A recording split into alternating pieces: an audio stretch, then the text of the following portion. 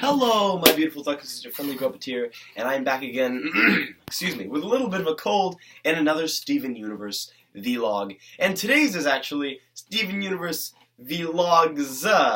Let me tell you what's going on with this one.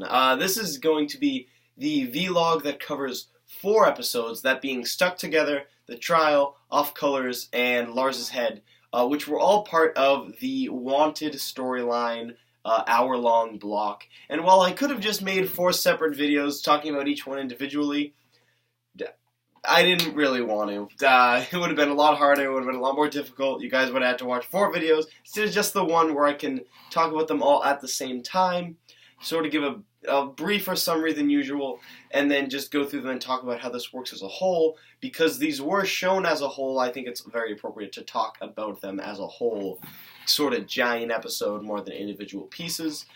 So yeah, let's get right into it. So following the events of the last episode, starting with Stuck Together, Steven and Lars are both stuck inside of Aquamarine's spaceship, and they're traveling off in space. They're both stuck inside of Topaz, and it looks like Aquamarine, excuse me, Steven finds out that Lars is in the ship. He didn't know that beforehand, and he's trying to tell Aquamarine that now the bet's off because, you know, he just said he was turning himself in. Lars is a human, but Aquamarine ain't taking none of that. So when something starts going wrong with the ship, Aquamarine sends Topaz down to go look, this being the giant Topaz, the 2 Topazes, Topazi, who are fused together. And they go down, they got Lars and Steven stuck inside of them. And while they're in there, Steven hatches a scheme to sort of grab one of the destabilizers by Lars using his pants as a lasso. You had to watch it to understand. It doesn't really work, and so they sort of just start real talking each other about how they're both really scared, and they really don't know what's going on. And that actually gets Topaz so emotional, this being the Topaz that we haven't seen show any emotion or talk to either, Lars or Steven or even Aquamarine for the entire storyline. This makes Topaz so emotional that she's just like, she doesn't turn, I guess, on Aquamarine, but she's like, you know what, you guys are couple goals. I'm sending you back to Earth on your own spaceship. And of course, she comes out with this little space pod, and everyone in the audience is like, wow, what are we 5 minutes into the first episode of an hour-long special? What's gonna go wrong? Well, of course it goes wrong. Aquamarine comes downstairs. She's like, yeah, no. And she's about to, pretty much tell Topaz she's getting back to Earth in little pieces, alright? She's getting shattered. When Topaz goes all ape, grabs one of the destabilizers, pins Aquamarine up against the wall, and it's like, I'm gonna do it. Uma Thurman's getting that adrenaline shot. She doesn't. She chickens out and pretty much just does not shatter. She didn't shatter him. She just destabilized Aquamarine. Aquamarine's like, hey, don't do that anymore. And Topaz is like, all right. Excuse me. And then they pretty much just make it a homeworld after that. And it looks like Steven and Lars aren't getting back to Earth. They're going to homeworld. So that transitions into the trial. And what happens is obviously they arrive at homeworld. One of the Topazes takes Steven one way, one of the Topazes takes Lars the other way, and it seems that Steven is stuck in this little hotline bling room all by himself when he's greeted by Jimmy Neutron's dad, who walks out, and that's supposed to be his lawyer. So I'll give the episode this. If there's one thing I did not expect a Steven Universe hour-long special to turn to, is a courtroom drama, and that's not a bad thing by any means. Memes. Did I really just? Wow. I didn't even mean to say that. I meant to say memes, and I said memes. Am I losing my humanity? Oh my god. That was terrifying. I have that on camera. I'm gonna show that to my psychiatrist one day. This is evidence. Anyway, by no means is it a bad thing that it turned into a courtroom drama. I was just like, whoa, that's a direction I did not expect. I loved it. I mean, I thought it was really great. So Jimmy Neutron's dad, who is sort of this representative, I guess for the Blue Diamond, is having a really tough time deciding an innocence case for Steven. It seems that even Steven doesn't want to believe he's innocent because he knows he's guilty. He knew that he, being Rose Quartz, did shatter Pink Diamond, but of course, the fair trial, they gotta have a trial anyway. So this sort of Jimmy Neutron's dad, who works for Yellow Diamond, is sort of the defendant, or not the defendant, the guy who's saying stuff, the accuser, alright? He's giving evidence against Steven, alright? I forget the word. I know the word. Go away. I thought memes meant memes. I don't want to talk to you guys. So he's the one that is giving the evidence against Steven's case. He brings in the story about how the gem was shattered, Pink Diamond, that is. He brings in Eyeball, Ruby, who gives this sort of testimony about how, Pink Diamond, Rose Quartz pretty much admitted that that she did shatter the gem for him. And it seems like all hope is lost. All hope seems to be even more lost when Steven flat out is just like, yeah, no, guys, I did it, in front of both Blue Diamond and Yellow Diamond, which makes Blue Diamond very upset, to which she asks, how? How did they do it? How did Rose Quartz do it? And that Steven doesn't know. So he pretty much just comes up with this sort of lame story. He doesn't actually know the details, and that's what Blue Jimmy Neutron Dad thinks is what's going to happen. Thinks would be the good defense. It seems that nobody. Okay, let me set it up like this. What Blue Jimmy Neutron's dad says is that if Rose Quartz, who was a well-known figure in the scene of the gems at the time, could get so close to Pink Diamond without any of her sapphires knowing it, any of her advisors knowing it, anybody, any of her pearls or her, anybody around her knowing it, then how could she have possibly been shattered and killed? And it seems that she left no trace. It seems that nobody saw it happen. None of the sapphires knew. None of the pearls screamed out or anything like that. How could it happen? Blue Jimmy Neutron's dad supposes he sets out the proposition, not a preposition, that potentially may not have been Rose Quartz. It might have been someone very close to Pink Diamond that was comfortable with being left alone with Pink Diamond. And this is what upsets Yellow Diamond. Maybe Yellow Diamond killed Pink Diamond. She did seem very unhappy to hear the entire case. The plot thickens!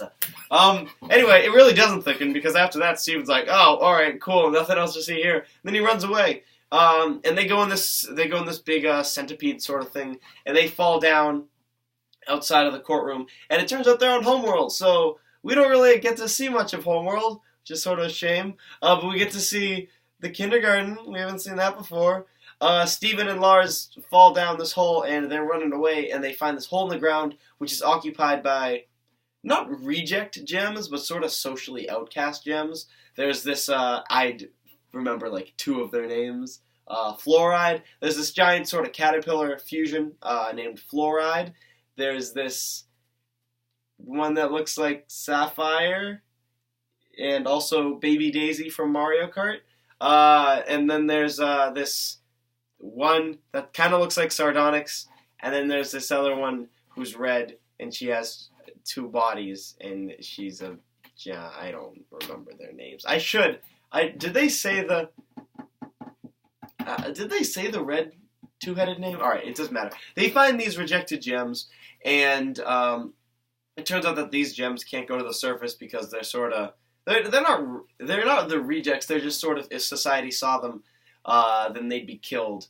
They're sort of like the 4chan members of the gem homeworld. Anyway, it turns out that these little robots that can sense a person's gem come into the little area for the rejected gems, and they scan the gems, but they can't scan Lars. Since Lars is an organic human, he doesn't have a gem, and thus he is practically invisible to these little scanner thingies. So he goes all superhero man, and he starts saving the gems. He can, run in front of their gems to protect them, so they can't, so these robots can't, detect the gems.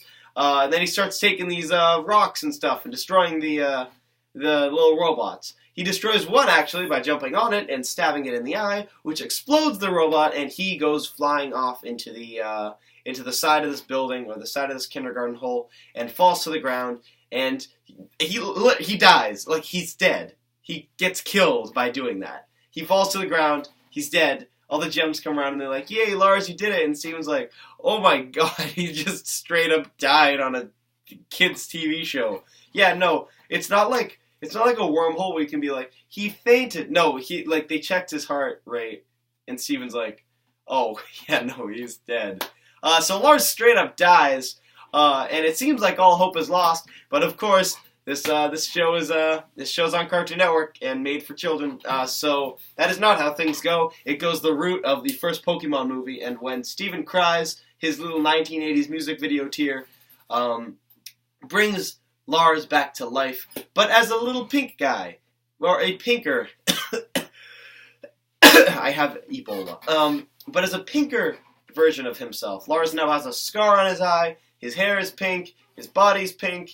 He's a pink-looking guy. He could be in a Filthy Frank video. This is strange, and it turns out that Lars is practically a zombie because he doesn't have a heartbeat, but he kind of does because it's really slow, so he's alive, but he doesn't have that fast of a heartbeat, and now he's pink. I don't know. What's really weird is when he first comes back to life, besides his hair, there's really no way to tell that he's a different color, because for the entire episode, they are in a dark area where all the colors are a bit darker than usual. So when I saw his pink skin, or his actual pink skin when he came back to life, I was like, oh, he's just got different colored hair, I guess. No, it actually takes Steven to explain, hey, look, Lars, now you're pink, for the audience to know because of how dark the room is. I don't know why they'd make that choice, and I guess comparing his skin color to Steven's skin color might be the way that some fans would understand that. But remember, Lars' skin is a bit more orangey than Steven's is, so in the dark lighting like that, I didn't really think that it was that different in how it looked. And I don't really like that it took Steven to say, hey, look, now your skin is pink, for the audience to actually know that. It's you couldn't have done it in like a light room. You couldn't like shined a light on him and been like, oh, now he's pink. Because he's not in a light area at any part in the episode. Like, they don't take him from the dark room to the light room, that you don't know that he's any real different color if he didn't say something besides his hair. But, I don't know. Nitpick, I digress. It turns out that, speaking of his hair, now his hair is that magical kind that Lion has. He can put his hand inside of, or Steven can put his hand inside of Lars's little, little hair strand, and go back to the area where that sort of hill place where he can be transported to when he goes through Lion's Mane. Actually, he can be transported back to wherever Lion is, and since Lion is back in Beach City, he uses Lars's hair to sort of make a gateway back to Beach City. Hear me out, you've seen the episode, but it is a bit convoluted, and it makes more sense in the episode. They even make a joke about how little sense it makes. And then he goes back to Beach City, and there's no one there at the temple, so he makes some food, and he eats, and then he brings some food back to Lars. Lars isn't hungry. There's sort of this really awkward scene where he's trying to tell Steven that he isn't hungry, and it doesn't... Did anybody else just sort of feel uncomfortable? It was really awkward. It didn't lead anywhere. There wasn't like a joke. He was just like... hey Lars, you want a sandwich? And he was like, no, Steven. And he was like, aren't you hungry? And he's like, I don't think I am anymore. I don't know. But anyway, yeah, so they make it back, or Steven makes it back to Homeworld, and he says, alright, reject gems, let's go through Lars's hair to Earth, even though I don't know how fluoride would have fit through there, but, whatever. But it seems like, obviously, Lars can't make himself back to Earth. He can't go through his head. This isn't Dib in that Halloween episode of Invader Zim. Anybody get that? Please, I live in eternal pain. So, it seems that Lars is pretty much just going to stay on Homeworld forever and sacrifice himself. But that's not how the gems do it. Gems stick together. It seems that all the reject gems are going to stay on Homeworld with Lars, who obviously can't leave Homeworld, and they're all going to send Steven back to Earth so he can, I guess, maybe get someone to come to Homeworld and save Lars, or maybe Lars just lives there forever now. I don't really know how that works. And they don't really explain it because after that, Steven just goes back home. Everyone sees him. Yay, Steven's home. And that's where the episode ends. Alright. Okay, that took 15 minutes to explain the entire thing. Alright, so where to begin? I guess at the beginning. Starting with Stuck Together, it's great to see this, it's great to see two gems, I guess, get as upset with each other as they do. And that sort of seems to be a theme that comes up in the next one as well. Gems sort of distrusting each other, yellow versus blue. In this episode, it's the yellow that goes against the blue. In the next episode, it is the yellow that goes against the blue again.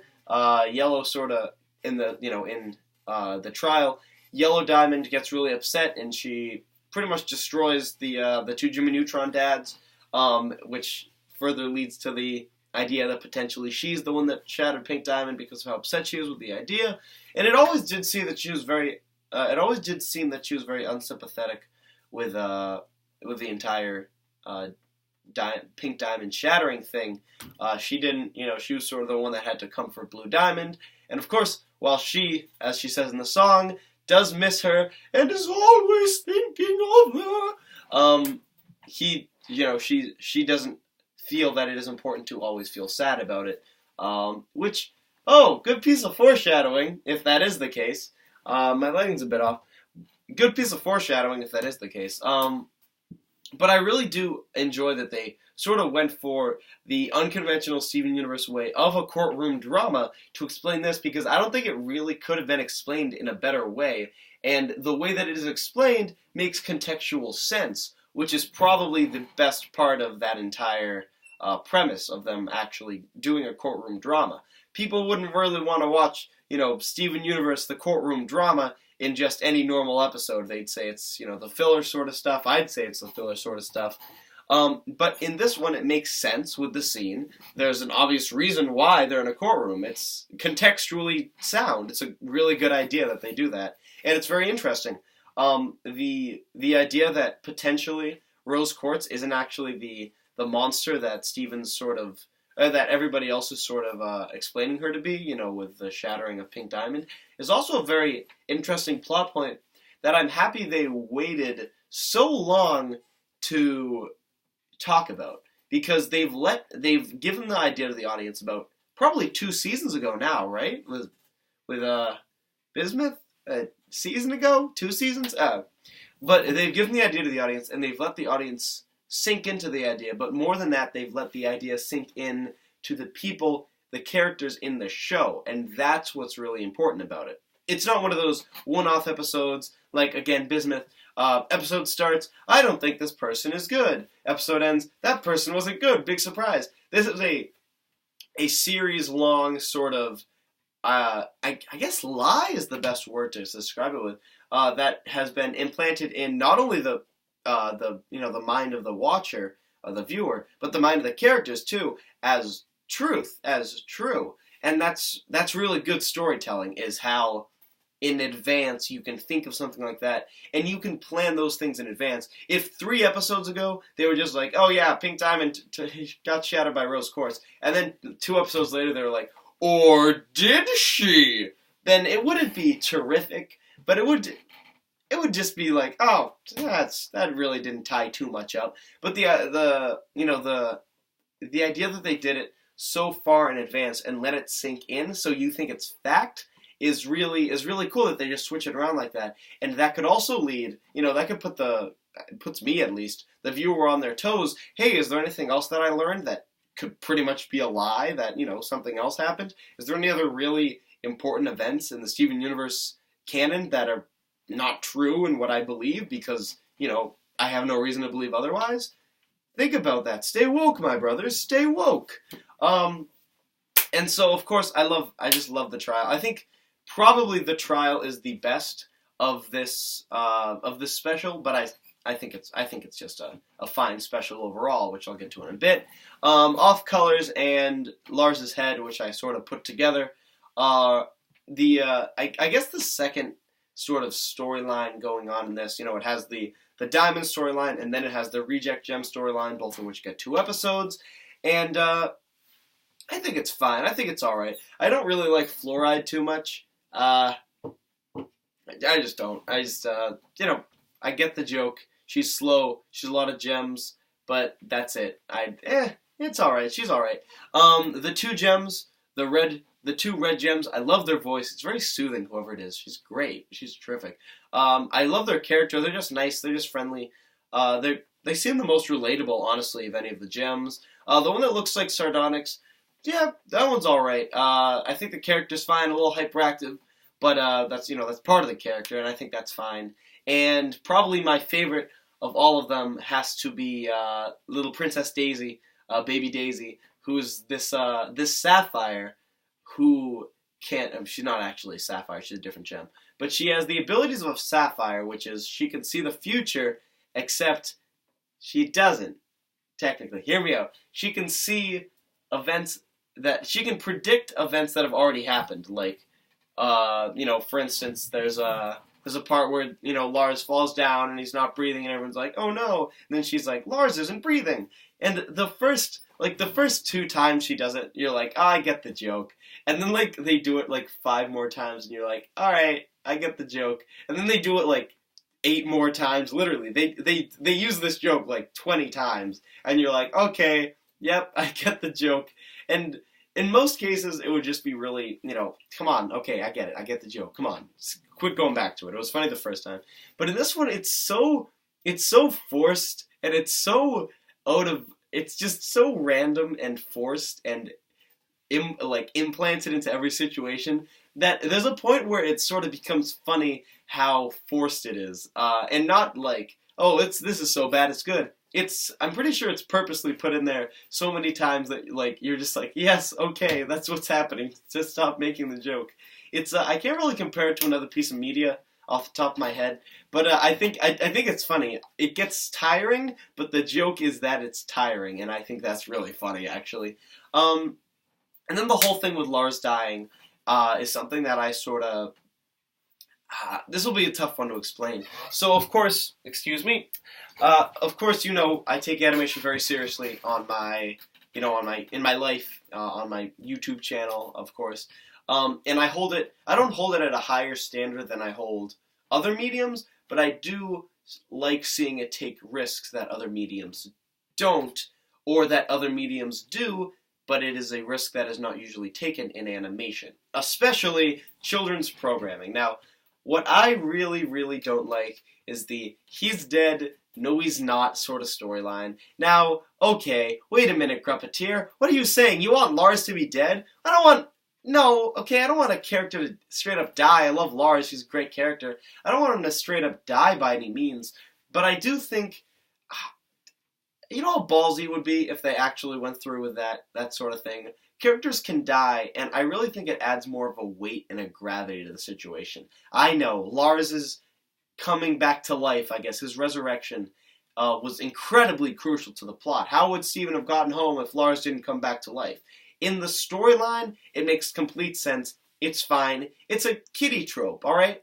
I don't really say that this is a kid's show too much in terms of its quality. I think it's a fine show overall, but it's obviously targeted towards children, and they wouldn't kill a main character off. I'm not going to say, the balls of this show doesn't kill a main character off. You know how many other TV shows, aimed for kids in this demographic kill characters off? Nope, me neither. It's not like I expected them to. I sort of felt it was it was a big cop-out, but it's weird to explain. It's like, you should have killed him. He should have stayed dead, but he shouldn't have stayed dead because it's essential to the storyline. It's a strange little parallel. Overall, I think it's fine that he came back to life, obviously. I think the story is way better with him alive. But I do think that there would have been a real whoa, wow, that is strikingly different for a TV show if they went with that route. But that would have been a more artistic route, and I like that they went with a more contextual storyline route rather than artistic. Style over substance, or what you do versus what your story is not exactly how I'm trying to judge this. And I guess that does bring us to the characters. I already talked about the diamonds and the gems, but how do our actual main characters, how do our boys, hold up in all this? Well, Steven, of course, we see a lot more of the... Steven and Lars, I guess, because I'm getting right into this. We see a lot more of their bond really, really clench, really grow, especially with the Topaz scene at the beginning when he's talking about... in Stuck Together when they're in the control room, and that's the conversation that makes Topaz upset. You know the one I'm talking about. I think there's just like sort of an offhand line about how Lars is always the one that gives it to Steven straight, and he doesn't like cut any of it. He always tells him how it is, and that's really cool that like they can show that kind of bond. You know, Steven and Lars, they don't always get along. They're not always cool, but think of it, they're brothers. They've been together. They've been together so much. Think of all the episodes where Steven really, really grows, not as a crystal gem, but as a human.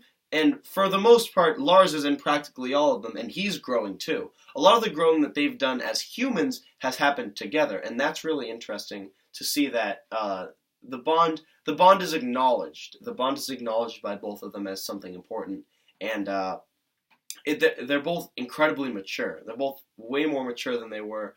Is Lars in the first? No, Lars is in the pilot, but I digress.